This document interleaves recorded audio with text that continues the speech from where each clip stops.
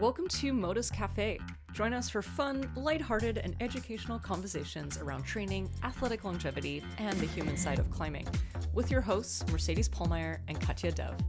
What's up, everybody? Welcome to another episode. I'm Mercedes Pollmeyer, and today I'm going to be going through some updates. I haven't given an update in a while, and some things I'm going to cover is my training in the last 12 weeks, how my Joshua Tree trip went, and how my climbing went. Also want to just give some updates on some goals. And some fun collabs that I'm going to be doing for the rest of the year. So yeah, we're at almost the end of January 2025. And really the first update I wanted to start with, because I'm very excited about it. This has been on my wish list since becoming a climber, and that was to get a van. Brenda and I finally bought a van in, I believe it was, when did we get that van? In October. So we bought a van, drove out to Denver to go get it, and then we drove through to Vegas for a Modus meetup with a bunch of our clients, had an awesome time, and then drove back to Seattle. And then most recently, we were able to go down to Southern California and spend some time down there. And of course, we brought the van, and I am just so stoked on having a van. I honestly wasn't really sure how it was going to go. A van is not cheap, and I definitely had some buyer's remorse. What did I get myself into? This is like a lot of money. And there's always the fear of maybe vans not really working out. Like, you have to put a lot of money into a van to like upkeep, and so far so good. Things have been amazing. A friend actually sold me this van, and I am so grateful for him. But yeah, it's amazing, and I don't think I can ever go back to not having a van. This is it. I now will always own a van. So very exciting. And I hope that anyone else, if you have a wish to get a van at some point, I hope that it comes true for you, because it's worth it. Okay, so I wanted to talk a little bit more in depth about my training in the last 12 weeks. So if you've been following me in the last year, you probably know that I have had a long-term injury, and this year, really my goal was to slowly ramp up my training so that I could meet my body where it's at. However, I did the best that I could. I really tried to follow a progressive training plan to make sure that I could read the signals in my body. But it really did kind of bring up some other injuries, things like some knee tendonitis and some lower back issues. And the lower back stuff, I'm not really sure what the cause is yet. This has been a couple months of like trying to figure it out, but it is a lot better right now. And what's really interesting in the last year is that I know, and I sense this mismatch between what my brain believes it can do and what my tissues, like my actual muscle and tendon, what they can actually do. My brain kept telling me, hey, I can lift this heavy. It feels actually pretty good. But then a couple days after a session, I would then feel kind of the repercussions of lifting a weight that was maybe a little bit too heavy, or doing a volume that was maybe too much. And so this year really has been me trying to figure all of that out. And I would say that about 12 weeks ago, I really was able to get to a point where I felt like pretty healthy in my body, and give the last 12 weeks, like I would say this last 12 weeks has been the hardest that I've been able to train in the last 2.5 years. And I'm really excited about the results that I've gotten from the last 12 weeks. So the training program that I've been doing, really, actually, it's the Modus Training membership. I'm doing the same stuff as everybody else. And really the last 12 weeks, or really the last 8 weeks, have been general strength focus. And that means that there's a really heavy focus on increasing weight in some big lifts like deadlifts, squats, and bench press. And then the climbing really is just to make sure that we're climbing at low and high intensities with moderate volume, just making sure that we're still getting that climbing in, and that we're staying fit while we're trying to build this base strength. And so that's really been the focus of this program. So I've been doing it with everybody else, and yeah, it's been really, really cool. So I want to just share some numbers with you So for my main lifts, I managed to increase my bench press. I would say the bench press is, for me, has been a really, really long journey. I've always been really weak in my pressing movements. When I started training, I could hardly do a good push up. So being able to go from that to now my 1 rep max is 135 pounds. That's basically my body weight. That has always been my goal, is to be able to lift my body weight in the bench press. And I finally met that. So basically the start of the program, my 1 rep max was about 125 for the bench press, and it increased by 10 pounds. Not bad in 12 weeks. Because of some of my back issues, I am very excited that I am back to deadlifting over 200 pounds again. So my last lift for 8 repetitions was 205 pounds. Very excited. And this is an elevated deadlift, so not from the ground. I'm not ready yet to lift from the ground. I don't think that my back is ready for that yet. But elevated deadlift, it's not that much elevated, but it does give my back some relief. And I'm able to lift it pretty heavy. So very excited about 205. Excellent. And then the squats. So squats, I used to be very good at squats. When I was a tennis player, I would squat pretty well, pretty heavy. But since being a climber, I've focused more on doing single leg work and like pistol squats, things like that. But it did change my heavy lifting for back squats. And because of my back as well, I'm actually really surprised that I was able to do this. So I'm right now at 115 pounds for 5 reps. Now, when I look at this number, like when you're really thinking about sport performance and strength, 115 is just kind of okay. But for me, this is awesome. I am really, really excited just to be even lifting in the triple digits. I have been stuck at 85 to 95 pounds for a very long time. One, because of my back. I kind of hurt my knees last summer. And I just don't really focus on back squats. So this has been really great. I don't know, like I will be focusing, like continuing the focus on some of these bigger lifts in this next specific training phase. But my goal is just to like maintain that over the next 6 to 8 weeks. So this strength phase had 3 strength sessions. Each one had a main focus. Actually, it was really just 2 heavy lifting days with accessory work. And then the third day was body weight training, which I always find really fun. But it was designed to complement the bigger lifts. Some of the accessory work that we did were single leg deadlifts, tripod lunges, push-ups. Pull-ups were definitely in there. I didn't do any pull-ups this time. My elbow still can't really tolerate coming up all the way in a pull-up. So I skipped that. So yeah, it was basically just 3 days of training, but those sessions were a little bit longer and definitely a lot more focused on heavy lifting. Now on the climbing side, here's what we did. Strength climbing drills. I love these. I try to program them to every client that I get, and it was in our group training program. And these drills are basically like circuits where you do a drill and you stack the drill on top of another drill and you go around in basically a circuit to complete 3 or 4 times for each one. Some of these drills were time under tension. We had positional holds. There were also a moderate climb that you would try to complete in that circuit, and you would repeat that a couple times. Now, I love strength climbing drills because your attention is focused on just individual moves rather than trying to complete a whole climb.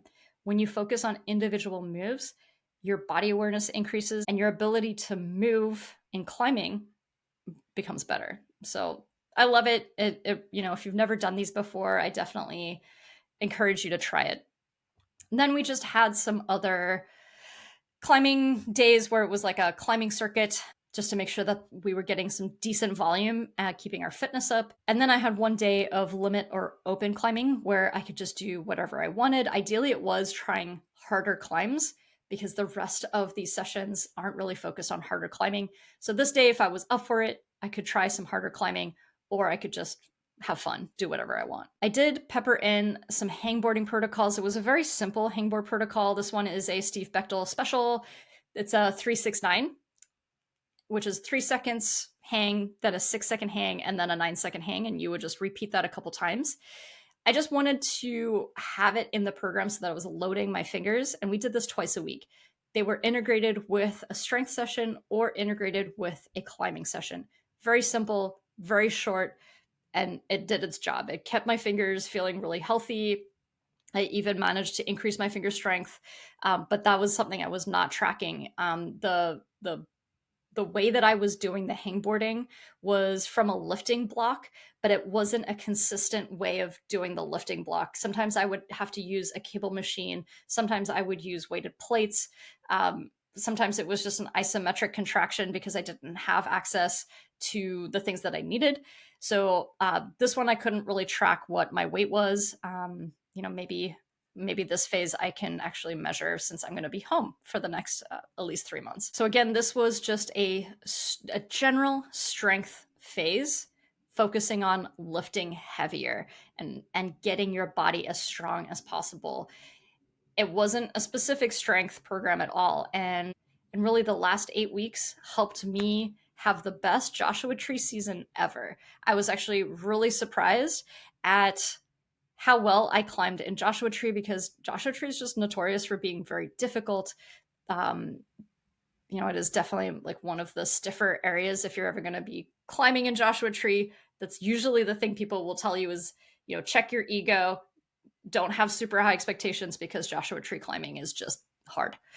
And I had the best season ever. And so I'm very, very proud of myself, and I'm stoked that I was able to finish an 8-week program where I could lift really heavy and be relatively pain-free.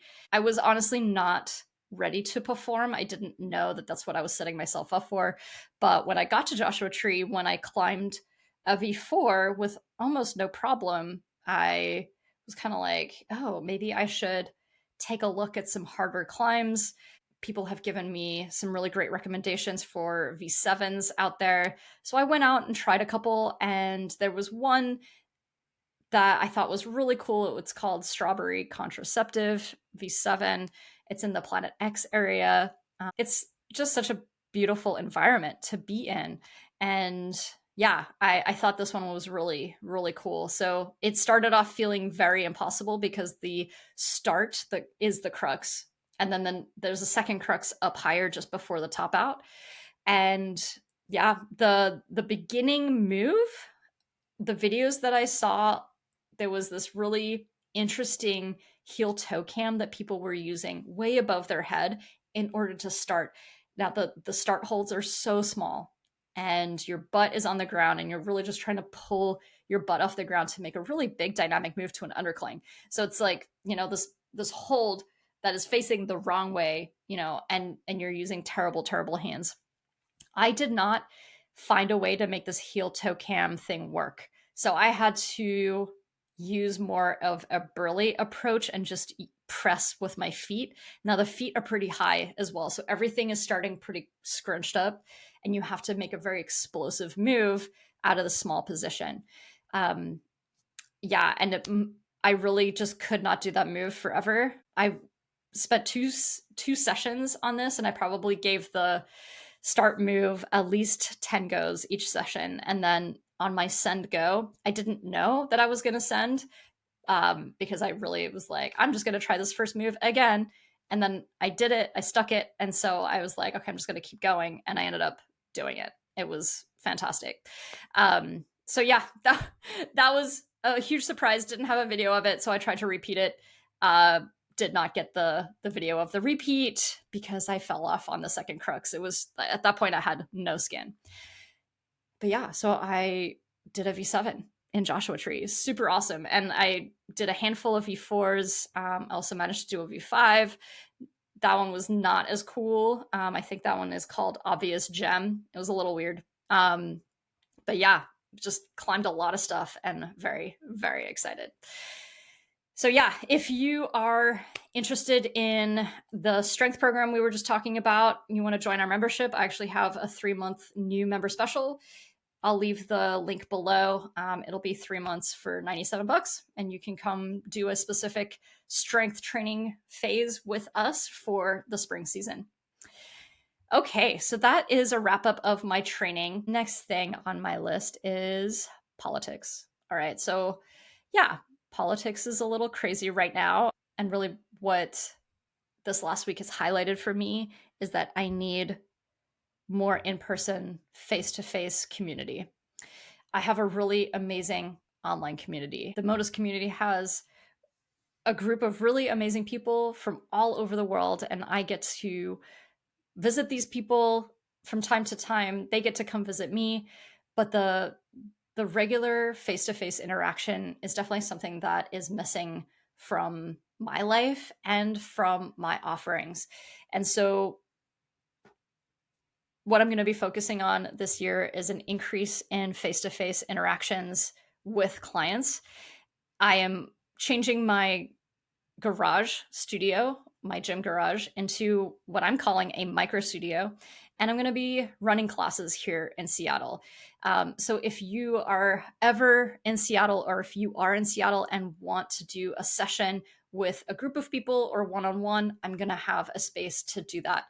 And I'm very, very excited about this, because when I think back to maybe my happiest moments as a coach, it's always been some sort of in-person event.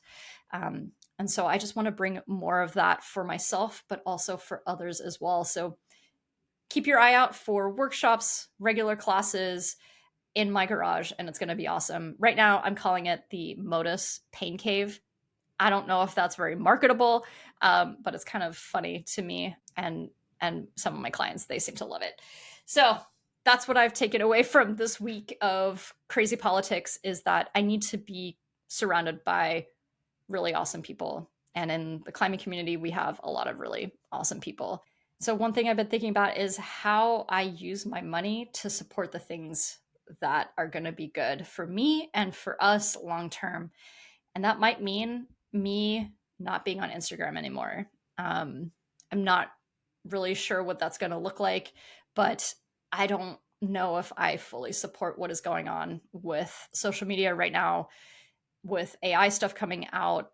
Maybe it's my generation too, where maybe we're a little bit more skeptical, and that we see that social media really just divides most of us, rather than unites us. And that's another reason why I want to do in person, because it feels very uniting. Even if we disagree on political fronts, we can still be friends. We can still have a really good relationship, and maybe we can learn from each other having different views. So that's what I am looking forward to in the next year, and basically what has come out of the political scene in the last week. Some other things that are super fun is I'm going to be doing some collaborations with GMB. GMB, they're a body weight training company. I'm one of their trainers. They're amazing. They focus a lot on locomotion and movement training. And yeah, you're going to see my face on a lot more of their YouTube videos. I'm going to be kind of like helping them with the lifting aspect, trying to introduce lifting to a bodyweight community, but also doing locomotion training. And that's definitely something I would like to integrate more. I kind of left the world of movement and focused solely on trying to build my business. And I would really love to bring movement back into my life. Maybe less so as something for my clients, but more so for me. I love locomotion as a personal endeavor, and I'm excited to do more with GMB and for my own training. Okay. Oh, I wanted to talk about my favorite show from last year, kind of still going for me, is Arcane. Oh my God. The show has been around for a little while, and I didn't know about it until my friend Roger, who I am very glad that he told me about this show. He was like, oh, he's having a viewing party for Arcane. I was like, what is this show? So if you've never seen it, if you don't know it, you should definitely check it out. I think, one of the best story writing in a very long time, especially for female characters. So Arcane is mostly a CGI, it's animation. It's a mix of sci-fi and fantasy, a little apocalyptic. It's just so cool. I love it. Probably not for everybody, but I am excited that a show like this exists and portrays women in probably one of the best ways that I've seen. So check it out if you want to. I definitely had to get through the first episode. But once you see how much effort this show put into the art, the music, the storyline, I think you're going to have a lot of appreciation for this whole show. And then, kind of in the same line as Arcane, I'm reading a really great book called Gideon the Ninth. This is I would say it's probably more fantasy. It is also sci-fi. But it has a very similar theme. I'm not going to talk much more about it, but if you like Arcane and like strong female characters, Gideon the Ninth could be a fun read as well, and it's part of a trilogy. Those are some fun things that I'm watching and reading right now. I did want to talk about some of my goals for this year. I had already mentioned that I want to do more movement training, so that's definitely on the list there. Doing more in-person training and doing workshops. And this one is more of a softer goal of celebrating my milestones more consistently. So I actually have no problem celebrating small wins. I actually really love giving myself a sticker. I'm pretty sure I have talked about my sticker book, and I give myself a gold star for all of the little things that I tend to do. I love that because it highlights like all of the really awesome things that I did in a day. But I tend to skip over the big milestones that I achieve. One, it's because maybe I don't feel deserving of a celebration because, I really feel like I have fully embraced hustle culture and to never stop to celebrate and just keep going. But this year is going to be different. I'm going to be trying not to hustle so much and really slowing down and saying, wow, awesome. I've been in my own business for over 5 years now, and I love what I do. I love the people that I work with, and these are all amazing. So that's one of my goals, to celebrate. So the last thing I want to talk about briefly before we end this episode is my co-host, Katja. She hasn't been on the show in about a month or so. She's going to continue to come back and be a guest on this show, but she's kind of had a rough time. I don't want to go into it, but we talked and decided that she was going to step away from being a coach in the membership and have less of a presence in the podcast. So I just wanted to give y'all a heads up. Her and I still have a wonderful relationship. She's beautiful. I love her, as a person. I have learned so much from being in her presence and just the way that she thinks about coaching and approaching training. Like, all of you have also just gotten a really beautiful perspective on all of these things. And so I do feel really sad about kind of the change in her presence. But just know we will have her back for some episodes. So yeah, sad, but also happy that, she's going to be able to have some time for herself and take care of herself. All right. So that is that. Thank you for listening, and we'll catch you in the next one.